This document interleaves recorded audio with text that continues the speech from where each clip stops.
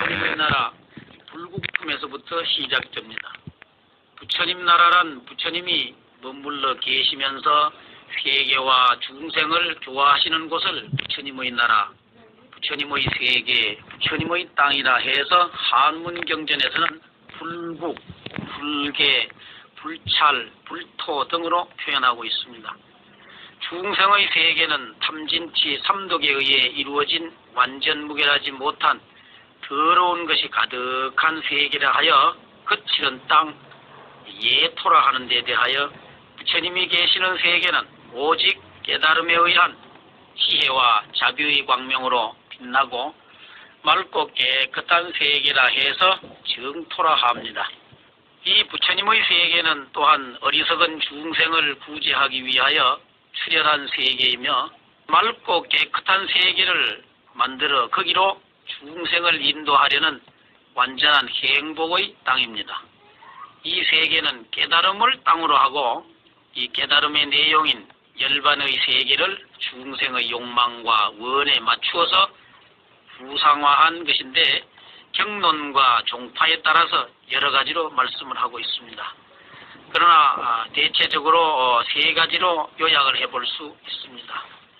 첫째로 항상 고요하고 밝은 광명으로 빛나는 맑고 깨끗한 세계에 법신 부처님이 계시는 곳을 상적광토라 하고 보살이 온갖 공덕과 수행을 닦아 부처가 되어 얻은 세계 장엄한 오신 부처님이 계신 세계를 실보장엄토라 합니다. 범부와 세 번째로는 범부와 성자가 함께하는 세계로 화신 부처님이 중생을 교화하기 위하여 사바세계와 같은 이 범부의 예토에 계신 세계를 범성동거토라 합니다. 다시 말하면 부처님의 경지에서는 정토와 예토가 따로 없이 사바세계가 그대로 연화장세계라는 것입니다. 이 불국품은 곧 동성 범거토인 이 사바세계가 그대로 정토라는 실상을 보여주는데 그 뜻이 있고 보살의 수행이 곧 정토를 건설하는 인연이 된다고 보살 정토행을 말씀하십니다. 이 부처님께서 바이샤리성 망고나무가 우거진 동산에서 훌륭한 비구 8,000명과 32,000의 보살, 그 밖에 불교를 지키고 보호한다는 하늘의 무리들과 수많은 남녀 사부 대중이 한 곳에 모인 법회에서 설법을 하고 계실 때에 바이샬리 부호의 아들들 보적이라고 하는 젊은이가 다른 500명의 젊은이들과 함께 부처님 앞에 와서 7가지 보석으로 장식되고 꾸며진 해가리개, 다시 말하면 일산을 바쳤습니다. 부처님께서는 그 500개의 일산을 받으셔서 그것들을 하나로 합쳐서 하나의 일산을 만들어 전 우주를 덮었습니다. 그 가운데 온 삼라만상 모두를 그 일산 속에 나타내고 많은 부처님들께서 설법하고 계신 모습까지도 거기에 나타나게 하였습니다. 그 자리에 있던 정청법 대중들이 다 이 광경을 보고 놀라면서 일찍이 보지 못했던 드문 일임을 찬탄했습니다. 이 보적은 이와 같은 부처님의 장엄한 신통력을 보고 십귀절로 부처님의 공덕을 찬탄하고 부처님의 나라를 맑고 깨끗하게 빛내는 보살의 정토행을 물었습니다. 다시 말하면 정토는 어떤 것인가? 어떻게 해야 정토에 태어날 수 있는가? 어떻게 해야 정토가 건설되는가에 대한 질문을 한 것입니다.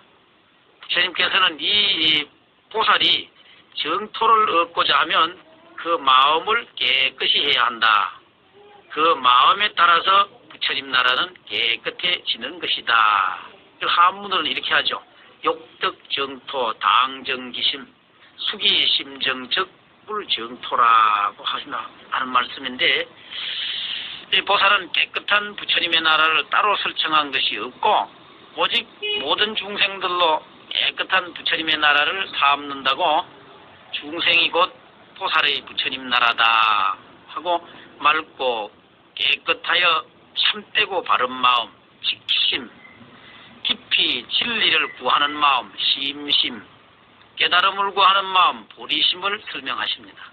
이 말씀을 듣고 있던 지혜 제일이라 일컫는 사리불이 마음이 깨끗한 것이 부처님의 나라라면 석가 부처님은 보살이었을 때 마음이 깨끗하지 못해서 이 세계가 이렇게 깨끗하지 못한가 하고 의심을 합니다.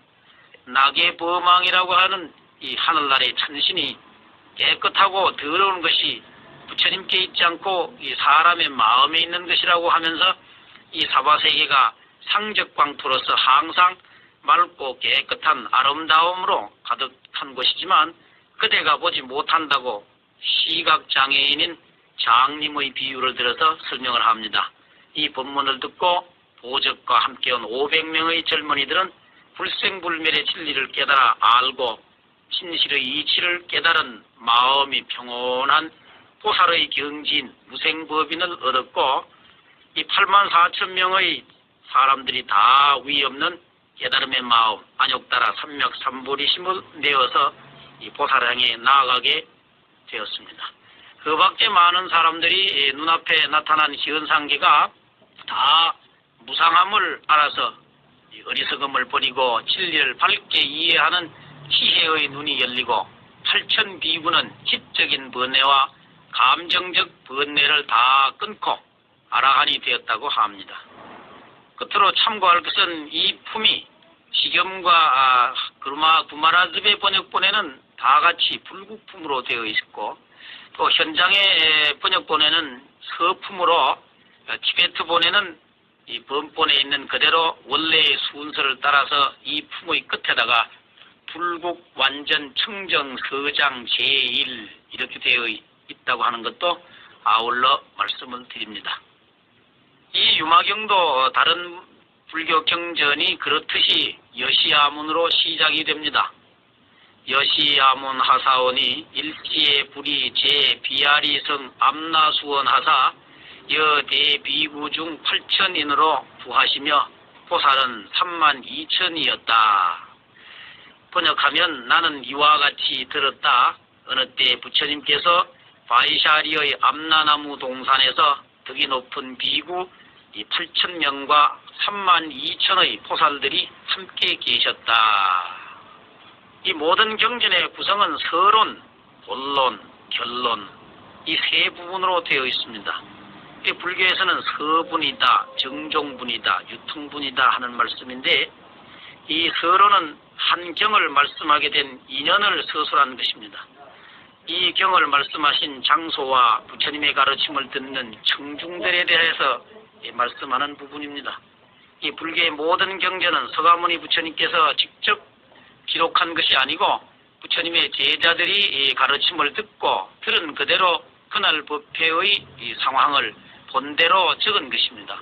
경전은 부처님께서 열반하신 후 장로들이 이 교단의 질서 확립을 위해서 그들의 정신적 지주로서 가르침을 정리하고 기록을 해서 귀감을 삼아야 할 필요를 절실히 느끼고 이 부처님의 말씀과 가르침을 직접 들었거나 가르침을 받은 배움과 덕이 높고 부처님의 길에 들어온 지 오래돼서 널리 여러 사람들로부터 존경을 받는 분들로 경전 편찬위원회를 구성하였습니다. 이것을 삼기치, 결집이라 불러오고 있습니다. 그리하여 부처님께서 말씀하신 가르침을 담은 경은 안한다가 부처님께서 제정하신 교단의 생활 규범인 율은 우팔리가 대중 가운데 우두머리가 되어 어느 때 어디에서 부처님께서 누구와 함께 계셨다. 그때 누가 이렇게 묻자 부처님께서 이렇게 대답하셨다 하고 먼저 큰 소리로 말하면 듣고 있던 장로들이 그 내용을 반복해서 그대로 외웁니다. 그 가운데 어느 하나라도 다른 의견이나 주장이 있으면 다시 처음으로 돌아와서 화합하고 의논을 합니다.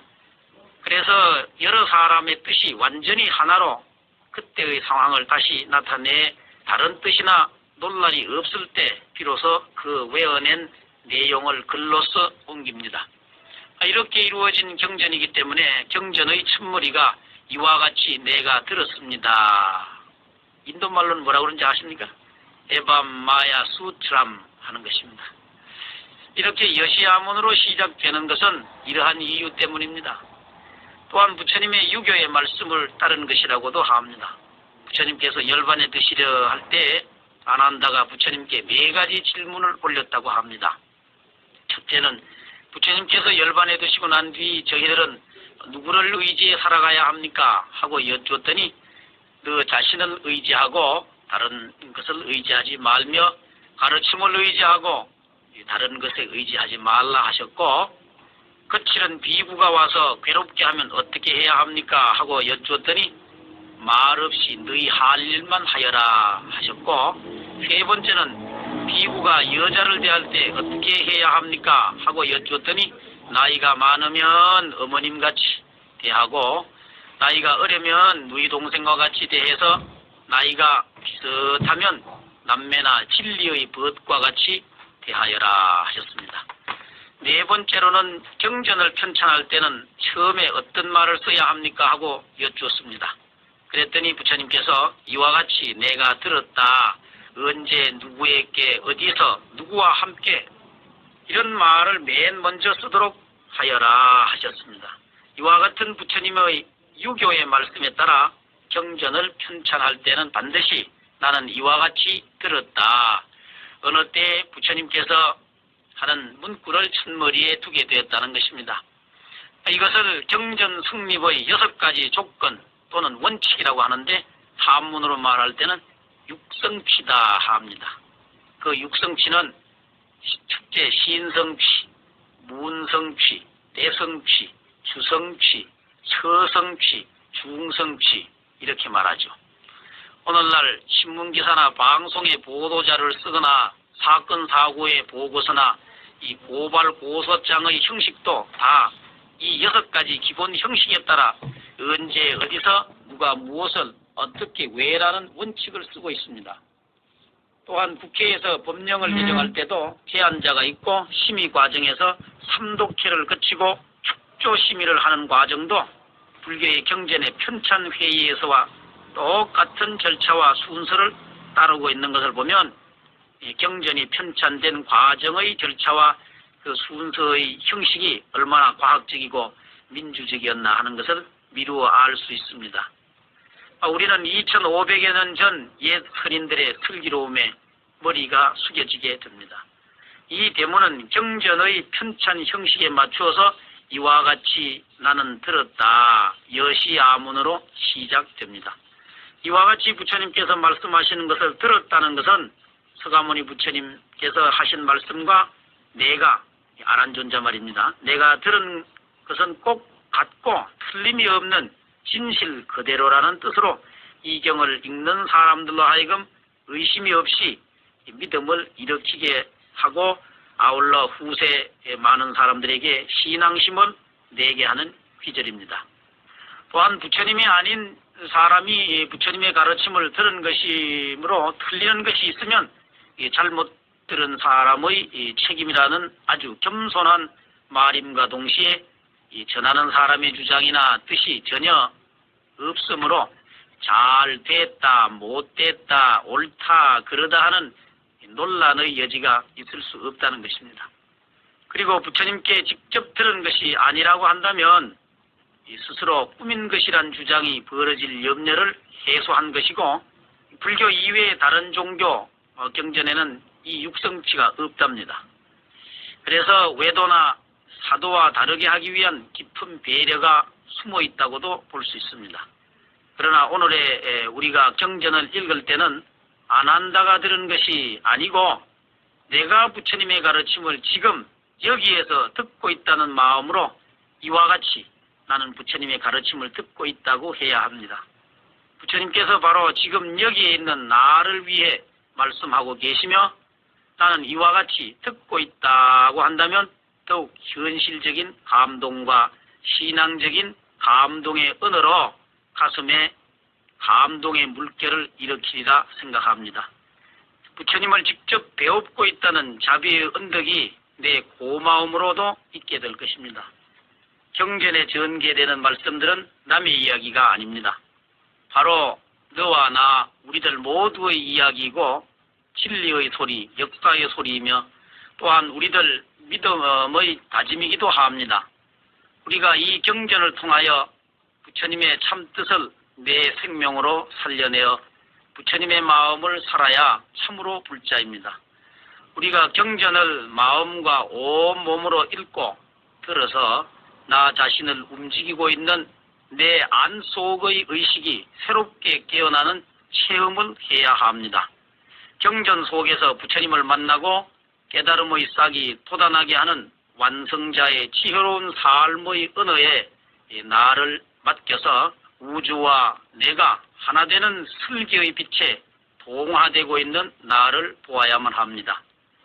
한 가지 더 덧붙여 말씀드릴 것은 이 산스크리트 원문의 문장을 살펴보면 에밤 마야 수트람인데 이 문장은 능동형이 아니라 피동형으로 되어 있습니다. 이 문장을 바르게 살리면 내가 들은 것이 아니라 내가 들려진 말씀이 되어야만 할 것입니다. 그러니까 부처님의 거룩한 말씀, 성스러운 가르침을 나를 내세운 내가 듣는다는 다소 고닫지 못한 표현이 아니고 그저 나에게 들려졌다라고 하는 아주 겸손한 표현의 문장이라는 것입니다. 이 경전이 서가모니 부처님의 설법이라는 전통적인 형식을 갖추고 이 경전의 말씀은 석가 부처님으로부터 비롯된 내용이다라고 하는 것을 밝히고 강조하려는 의도까지 담겨 있습니다. 이 다른 경전들과 같은 전통적인 형식을 취한 것은 출가교단이 가지고 있는 것과 같은 경전을 아직 가지지 못했던 재가신자들이 이 경전이야말로 진정한 서가모니 부처님의 정신이라고 믿고 그들이 이해하고 있었던 진리를 내세워 이것을 정리하고 기록해 가기 위한 필요에서일 것입니다. 그리고 부처님께서 열반에 드신 후 출가교단이 부처님의 근본 정신과 먼 거리에서 자기들만의 구원에 몰두하고 일반 대중의 구원을 잊은 독각의 상태에 놓여 있으면 재가신자인 일반 대중은 어디에서 구원을 바라고 찾을 것인가? 지금은 부처님은 계시지 않는다. 그 부처님께서 내가 열반한 후에는 내가 말한 가르침을 등불로 삼으라고 하시던 말씀은 화석화되고 죽은 가르침이 되었지 않은가 하는 부처님에 대한 간절한 그리움과 동경을 통해서 거기에 이상화된 영원한 생명력을 갖춘 부처님과 함께 부처님의 유교의 말씀과 가르침을 오늘에 되살려내어 새로운 생명력을 부여하고 대승불교의 재가신자들이 살아있는 음성을 듣고 그 음성을 통해 참 부처님을 그려내고 발견하고자 하는 의도가 깊게 깔려있는 것이 아닌가 하는 말씀을 감히 드리고 싶습니다. 그러면 원문의 다음 귀절인 어느 때, 한때라고 하는 일시에 대하여 살펴봅시다. 일시란 말은 산스크리트로는 에카스민 삼마예라고 합니다. 어느 때라고 표현하고 있는 것은 부처님께서 설법하실 때는 어떤 특정한 시간이나 때를 가려서 하신 것이거나 정해놓고 하신 것이 아니라 중생을 가르치고 인도하기에 알맞다고 생각하시면 언제든지 시간을 가리지 않고 가르침을 베푸셨습니다. 그리고 과거, 현재, 미래를 확실히 구별할 수 없는 영원한 시간을 어떤 기준을 두거나 정해서 말하기 어렵고 각 나라에 따라 시간의 차이가 있으므로 온 세계의 중생을 대상으로 하기 때문에 법회를 가진 때를 몇 년, 몇 월, 며칠, 몇 시라고 정하지 않고 그저 한때, 어느 때 이렇게 해서 언제나 부처님의 가르침이 새롭고 어느 시대에나 즐겨 읽히도록 하려는 데 있었다고 생각합니다. 그러니까 한때, 어느 때는 시간과 공간의 제약을 초월한 개념이므로 부처님께서 가르침을 설하시던 그때도 될 수 있고 바로 지금이 될 수도 있고 먼 미래의 어느 때를 가리킬 수도 있습니다. 불교에서는 시간을 어떻게 보는가? 불교에서는 과거는 독립된 과거가 아니고 그 가운데 현재와 미래가 포용된다고 봅니다. 또 현재 역시 과거와 미래가 포용되고 미래도 마찬가지로 과거와 현재가 포용이 돼서 3세가 하나고 하나가 3세가 된다고 보는 시간관을 가지고 있습니다. 그래서 이 말을 3세가 공하여 모양이 없다는 3세 공무상과 이 3세가 참으로 평등하고 마침내 오고감이 없다는 3세 실평등 필경무거래라고 하는 뜻도 이게 담겨 있다고 보아야만 할 것입니다. 어떤 역사적 사실로 미루어 보더라도 인도에는 아직 연, 월, 일시를 정해서 기록한 사실이 없었기 때문이기도 할 것입니다. 그리고 이 경전을 말씀하신 이 법회의 장소로 바이샬리는 도시의 바이샬리라는 도시는 암람나무 우거진 동산이 나옵니다. 이 바이샬리는 고대 인도의 16공화국의 하나로 이 간지스강의 북쪽에 있는 상업도시인데 니차비족의 서울이라고 합니다. 니차비족은 지금의 티베트 계통의 종족으로 추정하고 있습니다. 지금의 마짜파푸르 지방 이 바사르가 된다고 봅니다. 이 도시는 일찍부터 불교 시인자가 많았었고 무리를 지어서 부처님이 계신 곳으로 설법을 들으러 갔다는 얘기가 전해지는 것으로 보아 이 불교 신앙이 매우 왕성했던 도시로 추정됩니다. 또 이곳은 모든 종교 예언가 점성가들도 이곳에서 자기 교세를 펴고자 온 힘을 쏟았던 종교인의 메카로까지 알려지고 있습니다. 부처님께서는 이곳을 자주 다니시면서 교화에 힘쓰셨고 말년에는 이곳에 머무시면서 3개월 후에 열반에 뜨실 것을 예언한 곳이기도 합니다. 부처님께서는 아난다에게 열애가 이 아름다운 바이샬리를 보는 것도 이것이 최후일 것이다 라는 말씀을 남기고 열반진 후시나가라로 떠나셨습니다. 그리고 부처님께서 열반하신 후 100년경에 바이샬리 근처에 있는 비구들에 의해 계율에 관한 10가지의 그릇된 주장, 다시 말하면 소위 14비법이라고 하는 것을 이 비법을 바르게 하기 위해서 이 야사비구의 발기로 700장로들이 이 바이샬리에 모여 제2의 경전편찬위원회 제2의 집이 있었던 것입니다. 중국 사람들은 이것이 평원지대여서 쌀이 많이 나는 넓고 풍요로운 아름다운 도시라 하여 황음성이라고 번역하기도 했습니다. 그 당시 인도의 여러 나라는 왕에 의해서 다스려졌습니다만 이곳은 시민의 직접 선거로 뽑은 이 집정관이 정치를 한 민주정치 고향이기도 합니다. 이 바이샬리는 풍요롭고 아름다운 도시로서 주민들은 긍지가 대단하고 자유를 존중해서 진취적인 지상이 넘쳐 있었다고 합니다. 이 도시를 무대로 유마라는 제가 시인자이며 재산이 아주 넉넉한 부호를 등장시켜 과거의 권위에만 매달린 소성의 이성들을 꼼짝 못하게 혁파하고 있습니다. 이 경전의 출현을 위해 필요했던 지리적 역사적인 조건이 두루 갖추어졌었던 유마의 고향입니다. 그리고 이 암나나무 우거진 동산, 이 암나나무는 열대지방에서 나는 망고나무를 가리킵니다. 그러니까 이곳은 이 망고나무 과수원이라 하겠죠. 이 암나팔리 나무는 온나무과에 속하는 상록수로 붉은색을 띤 흰꽃이 피고 이 과일은 황록색이 아니면 적색, 황색의 복숭아와 같습니다. 그래서 한문경전에서는 진과라 이렇게 기록을 하고 있습니다. 이 망고나무 과수원은 암나팔리라는 여인이 이 부처님께 바친 것이었습니다. 암나팔리는 마가다국의 빈비사라 왕의 왕비로 훌륭한 의사였던 지바카를 낳은 사람인데 부처님께 귀해서 자기 소유였던 이 동산을 부처님께 바쳤습니다. 부처님께서는 이곳에 머무시면서 이 유마경이 설해졌다는 것입니다. 다음은 이 유마경을 설하는 법회에 모인 청중을 말씀하는데 먼저 훌륭한 비구 대중이 8,000명이 있었다고 합니다.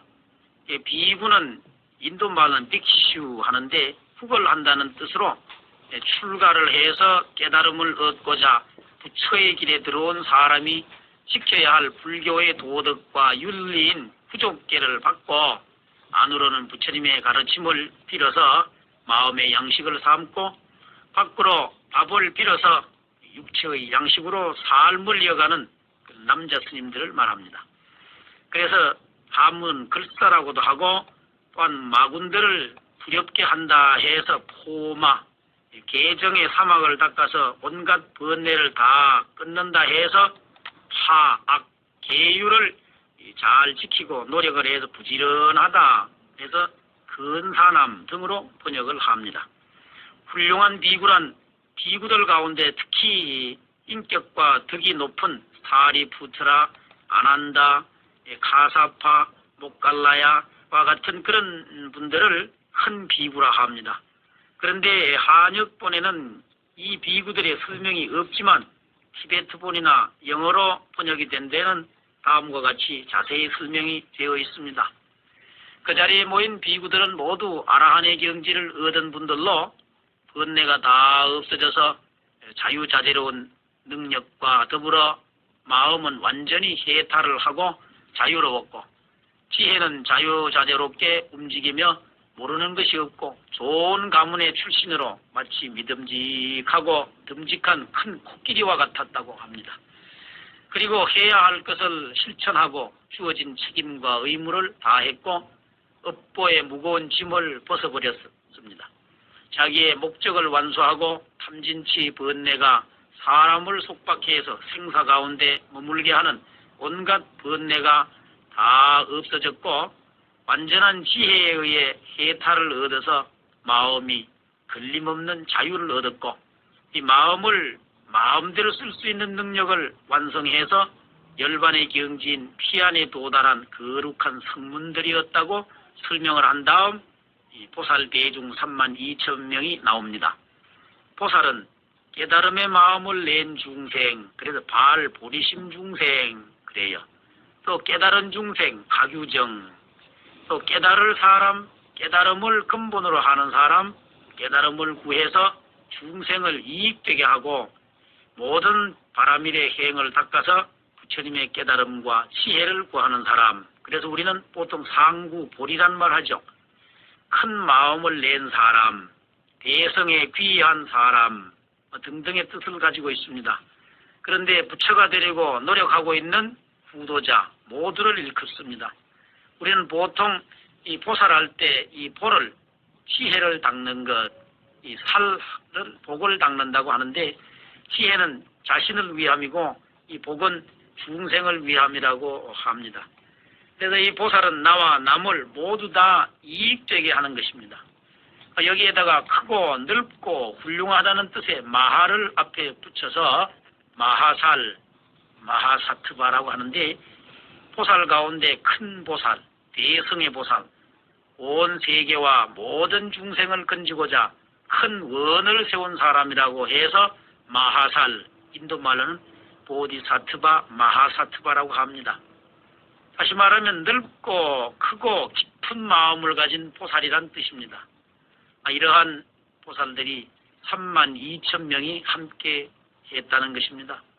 그 보살들은 세상 사람들에게 존경을 받고 부처님이 갖추신 지혜를 얻기 위한 수행을 모두 다 성취하였다고 합니다. 그런데 그러한 수행은 여러 부처님의 불가사의한 위실력에 힘입어 이루어진 것이라고 합니다.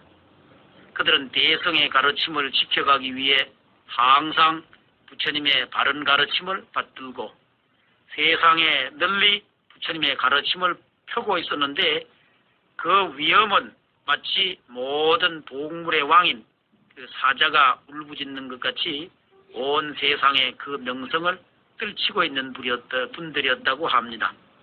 또 여기 이 법회에 모인 보살들은 괴로워하고 있는 어리석은 사람들을 위해서는 그들이 청하지 않아도 스스로 자진해서 좋은 친구가 돼서 그들을 편안하게 해 주었다고 합니다.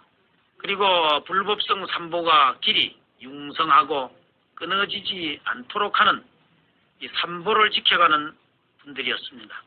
그래서 그분들은 그릇된 생각을 가진 사람들, 또 옳지 않은 길을 가고 있는 사람들을 잘 가르치고 인도해서 올바른 길로 이끌어가는 길잡이의 역할도 한 분들이 있습니다. 또 모든 행동은 이미 맑고 깨끗해서 오래전부터 번뇌에서 벗어나 이 마음은 항상 어디에도 걸림이 없는 이 해탈의 경지에 편안하게 머물러 있어서 항상 마음을 통일해 흔들림이 없는 이 고요한 선정을 지니고 있었다고 합니다. 그래서 기억력이나 또 표현력까지도 뛰어나 끊어지지 않고 보시, 지계, 인욕, 선정, 정진, 선정, 지혜하는 이 육바라밀의 수행을 하기 위해서 필요한 이 방법의 그 여러 가지 능력도 부족함이 없이 다 갖추었으며 얻을 것이 없고 나지도 않고 없어지지도 않는 그런 진리를 깨달아서 틀림없는 확신을 가지고 있는 분들이었습니다. 부처님의 가르침을 잘 따라 다시는 물러남이 없이 깨달음의 진리를 설하였습니다. 그래서 불태전 보살들이죠. 또 그 보살들은 모든 사물의 참모습을 잘 알고 이 중생들의 능력과 그 정도에 따라서 중생의 처지에 알맞게 교화를 했기 때문에 모든 사람들 위에 있어서 망설이거나 주저함이 없는 그런 자신까지도 다 가진 분들입니다. 그들은 공덕과 지혜로서 그 마음을 닦아 이 거룩한 모습, 다시 말하면 32상 80종호로 이 몸을 장엄을 해서 그분들의 모습은 세상에서 제일 훌륭하고 이 세상의 온갖 장신구라고 하는 장신구는 쓰지 않고 다 버렸지만 그래도 그분들의 아름다움과 훌륭한 모습 그리고 그 명예가 수미산보다 더 높고 깊은 믿음의 아주 굳건함은 이 금강석과도 같았다고 합니다. 이 보살들을 설명하고 소개를 하면서 말로 다 말할 수 없고 생각으로 다 헤아릴 수 없는 한량없는 공덕을 다 갖춘 분들이라고 했습니다.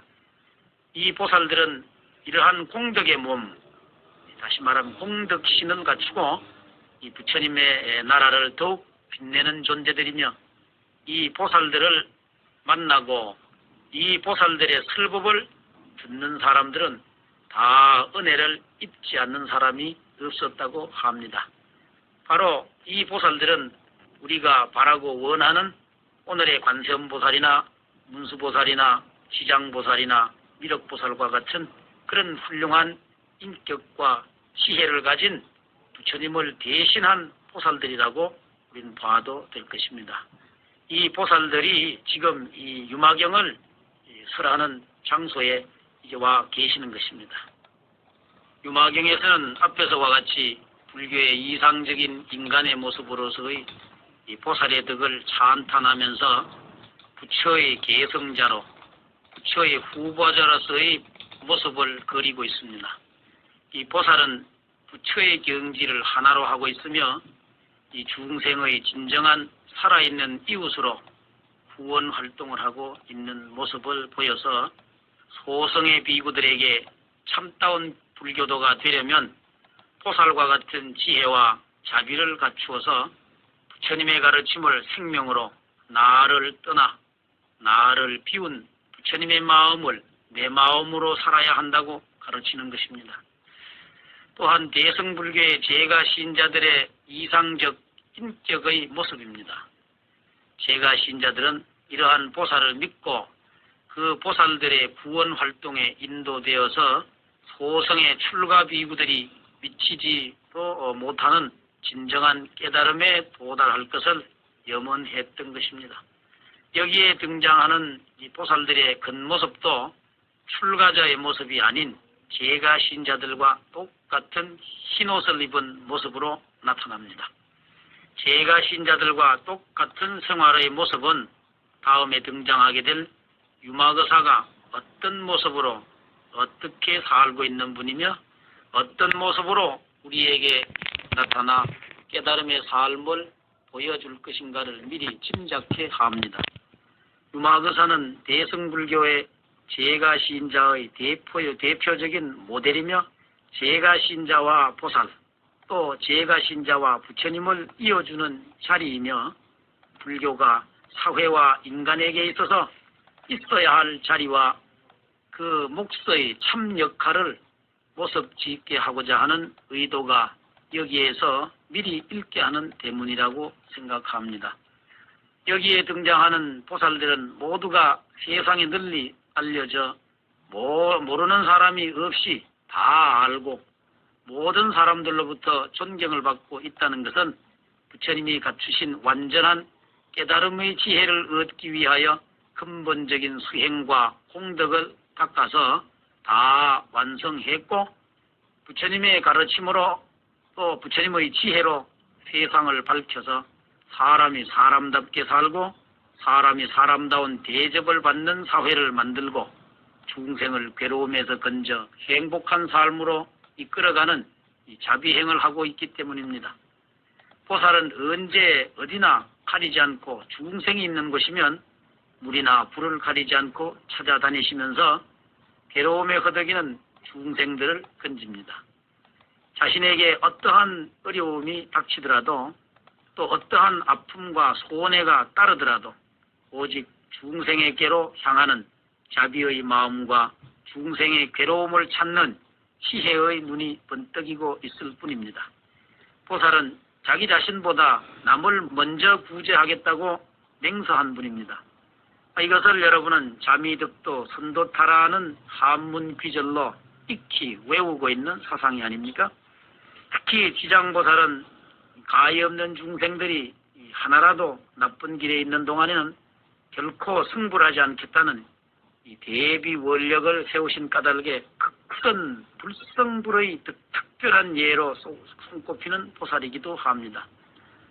이러한 보살행은 모든 존재가 있는 그대로의 모습, 제법 실상을 있는 그대로 밝게 아는 지혜가 있어야 하고 또한 그러한 지혜는 보살행을 갖추었으므로 얻어지는 것입니다. 그러므로 부처님의 큰 지혜를 얻기 위한 근본적인 수행을 모두 다 이루었다고 하는 것입니다. 넓고 큰 지혜란 현상과 본체를 통달한 부처님의 지혜를 말한다고 해원법사의 유마경 의기에서는 큰 지혜란 바로 부처님의 지혜다. 부처님의 지혜는 깊고 넓고 위대함으로 큰 지혜라 한다고 하였습니다. 또 그 지혜를 얻기 위한 근본되는 수행을 보살이 수행하는 것은 부처가 되는 원인이 되기 때문에 근본되는 수행이다 한다고 하셨습니다. 이 보살 수행의 가장 중요한 것은 지혜와 수행을 같이 닦는 것이고 수행의 완성으로 나타난 보살행은 이 자비와 지혜가 원만해야 합니다. 이러한 보살도 부처님들의 불가사의한 위실력에 의해서 항상 보호가 되고 있는 것입니다. 그리고 부처님들의 각피를 입은 수행으로 얻은 깨달음의 경지와 부처님들의 위실력이 하나로 있기 되므로 모든 부처님의 위실력에 의해 이루어진 것이라고 하였습니다. 다시 말하면 모든 보살이 이와 같은 지혜를 갖출 수 있었던 것은 부처님의 가르침을 받고 또 부처님의 은혜로 보호를 받았기 때문이라는 것입니다. 그렇다고 불가사의한 힘을 잘못 알아서는 안 됩니다. 우린 요즘 부처님의 불가사의한 힘, 부처님의 능력을 잘못 아시는 분들도 많이 계시는 것 같습니다. 이 부처님의 위실력이라고 해서 못하는 것이 없다는 무소불능, 못할 일이 없다는 무소불이라고만 알고 그릇된 신행의 행태가 벌어지고 있는 오늘의 현실을 되돌아봐야만 할 것이 아닌가 이런 생각도 하게 됩니다. 중국의 승조 스님의 말씀과 같이 부처님의 위덕이 넓지만 없는 뿌리를 나게 하지 않으며 무에서 유를 나게 하지는 못합니다. 그러므로 보살은 스스로 최선을 다해서 노력하고 거기에 부처님의 위실력에 힘입어서 큰 지혜를 성취하게 되는 것입니다. 그러니까 보살은 부처님들의 위실력에 의해 항상 보호되고 있는 존재이며 부처님들의 가피 속에 있는 까닭에 보살일 수 있다는 것입니다. 그러므로 우리가 깨달아야 할 것은 현실의 인생을 바르고 옳게 살아가는 지혜 속에 깨달음이 있는 것이지 현실적인 여기의 삶을 버리고 특수한 환경이나 어떤 생활 속에 깨달음이 있는 것이 아니라고 하는 것을 알고 부처님의 체험 세계를 나를 통해서 객관화시킨 깨달음의 세계를 일으켜야 합니다. 그리고 우리 모두 깨달음으로 삶의 법칙을 삼아 부처님의 가르침을 내 삶으로 보이고 또 증거하는 불자가 되어야만 할 것입니다. 그러므로 보살은 부처님의 은혜에 보답하기 위하여 부처님께서 말씀하신 가르침이 파괴되지 않고 없어지지 않고 그대로 이 세상에 잘 지켜지고 영원히 전해지도록 바른 법을 마음에 깊이 믿고 부처님 뜻에 사백의 실천 수행에 힘써서 그 가르침을 바르게 또 널리 펴기를 사자가 울부짖으면 뭇짐승들이 무서워서 항복을 하듯이 어떤 어려움과 곤란도 두려워하거나 망설이고 주저하지 않고 부처님의 뜻으로 당당하게 말씀을 해서 온 세계에 널리 그 명예를 떨치고 있다. 그래서 그 이름을 듣고 덕을 찬탄하고 존경하면서 사모하는 사람들이 많았다. 여기 이렇게 말씀하고 있습니다. 힘을 얻게 해서 몸과 마음을 편안하게 쉴 수 있는 완전한 행복이 있는 곳이 되며 일체의 그릇되고 나쁜 것과 불안과 괴로움을 막아주는 성곽과 같기 때문에 이 진리의 성, 법성이라고 표현을 하고 있습니다. 그러므로 무령수경에 보면 이 진리의 성이란 열반의 깨달음으로 몸을 편안하게 하는 것이므로 성이다 하고 또 해원법사의 유마경 의기라고 하는 책에서도 보면 진리는 그릇된 것을 막아주는 방패가 되기 때문에 진리의 성이라고 한다 하였고 구마라즈은 그 진리의 성이란 모든 존재의 있는 그대로의 모습이다 이렇게 말씀하셨습니다. 이 보살은 중생에게 있어서 진리의 성을 지키는 진리의 대장으로 부처님의 바른 가르침을 받아 가진다는 말씀의 마음으로 깊이 믿고 변함없이 지켜간다는 뜻입니다.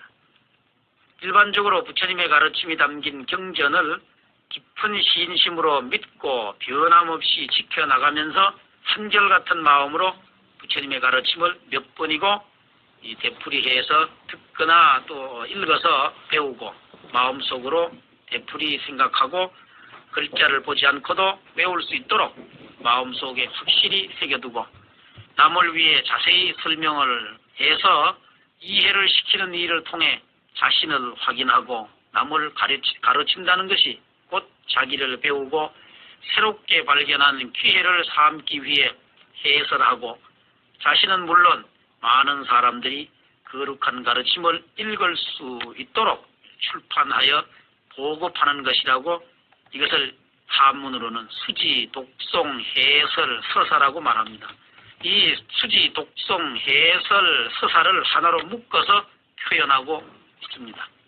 보살은 이 가르침을 잘 지켜가기 위해서는 부처님의 가르침을 익혀 지혜를 밝히고 그 지혜로서 대중과 함께 살면서 대중을 위해 부처님의 가르침을 널리 펴고 전해야 합니다. 다시 말하면 부처님의 심부름꾼 열애의 사자로 부처님의 일 불사를 하는 법사가 되어야 한다는 말씀입니다.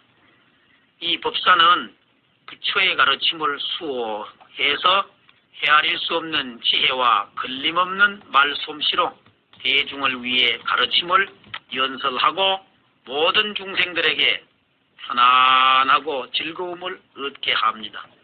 남을 위해서 목숨을 바친 자세로 자기를 떠난 법사는 두려울 것이 없습니다.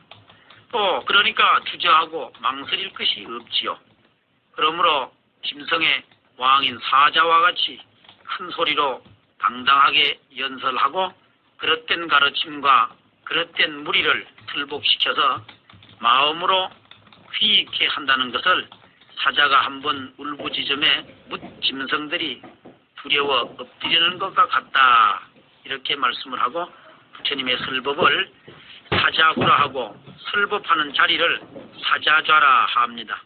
여러분도 요즘 법회에서 법문하시는 법사스님을 모실 때 청법가를 모시죠. 그 청법가 속에도 사자좌라고 하는 말씀이 나오지 않습니까? 그래서 열반경에서는 사자후라고 하는 말씀을 결정설이라 하고 있습니다.